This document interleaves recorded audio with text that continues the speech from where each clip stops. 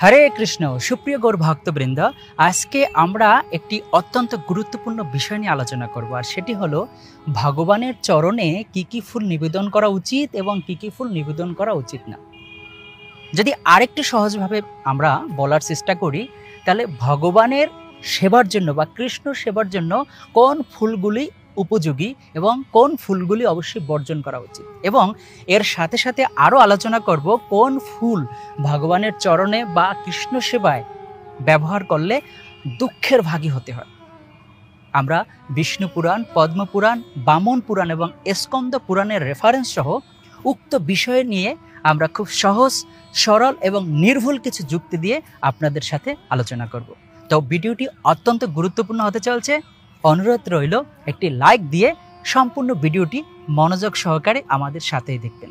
তো চলুন শুরু করা যাক। হরে কৃষ্ণ। ভগবানকে ভালোবাসা, ভগবানের প্রতি ভক্তি লাভ করা বা প্রেম নিবেদন করার একটি সহজ সরল পন্থা হয়েছে ভগবান যা গ্রহণ করে সেটি নিবেদন করা। তো ভগবদ গীতায় ভগবান নবম অধ্যায়ের 26 নম্বর শ্লোকে 4টি গুরুত্বপূর্ণ বিষয়বস্তু বলেছেন যা ভগবান স্বয়ং গ্রহণ করে। পত্রং পুষ্পং ফলয় তয়ং যমে ভক্ত প্রজাচ্ছতি। যদি কোনো ভক্ত প্রেম ভক্তি সহকারে হৃদয়ের ঐকান্তিক ভালোবাসা দিয়ে এই 4টি জিনিস আমার চরণে নিবেদন করে, আমি সেই ভক্তের দেওয়া সেই উপহার প্রীতি সহকারে গ্রহণ করি। তার মধ্যে একটি হয়েছে ফুল।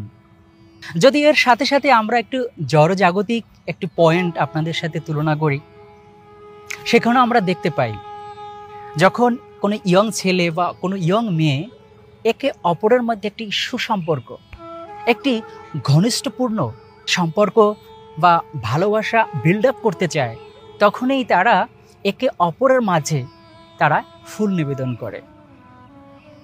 ফুল হয়েছে ভালোবাসার প্রতীক, কিন্তু দুঃখের বিষয় হলো এই জাগতিক যে ভালোবাসা সেটি প্রকৃত প্রেম নয়, সেটি হচ্ছে কাম।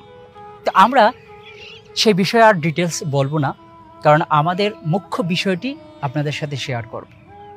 তো ঠিক ভগবানকে এই পুষ্প বা এই ফুল নিবেদন করার মাধ্যমে ভগবানের প্রতি আমাদের ঐকান্তিক ভক্তি লাভ করা যায়। তো এখন কি কি ফুল নিবেদন করা উচিত নয় বা বর্জনীয়?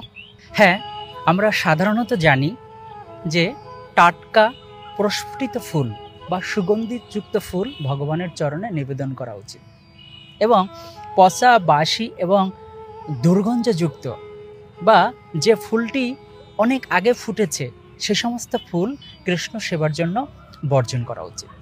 এছাড়াও বামন পুরাণে আরও গুরুত্বপূর্ণ কয়েকটি ফুল ভগবানের চরণে নিবেদন করা যেতে পারে সেই বিষয়ে উল্লেখ করেছেন।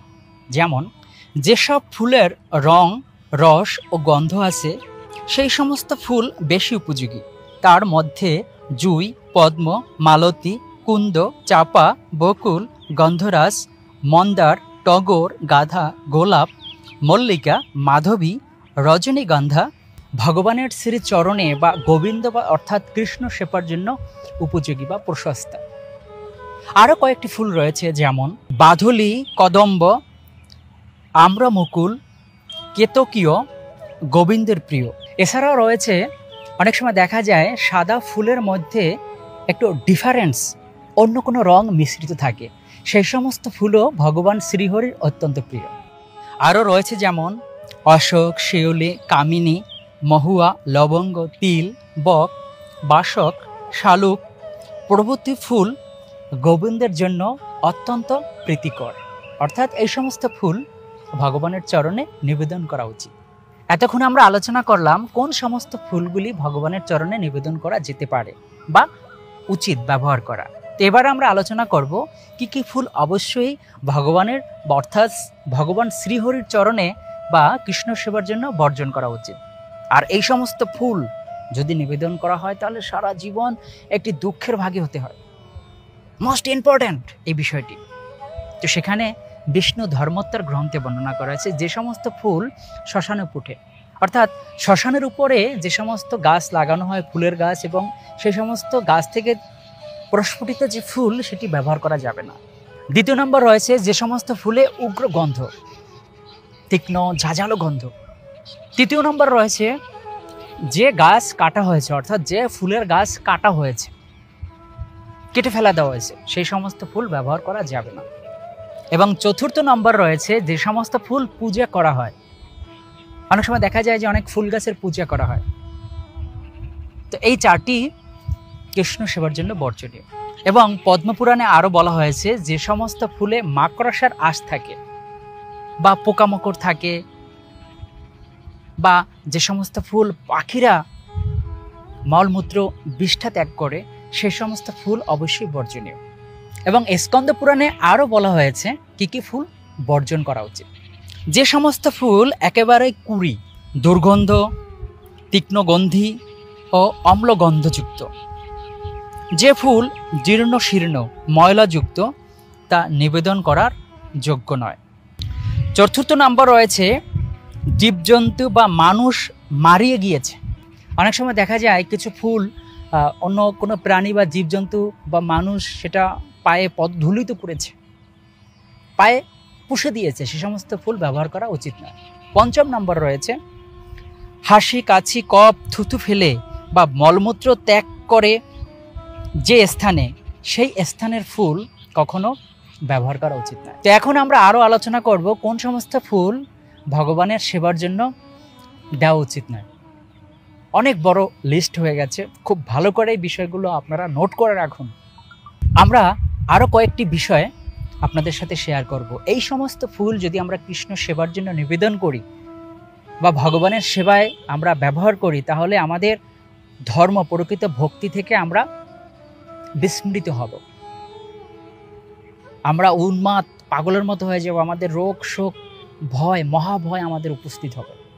আর সেই সমস্ত ফুলগুলো হলো ধুতুরা, আকন্দ, শিরিষ, শিমুল, কণ্টকারি, ঝিনটি, গিরিকর্ণিকা।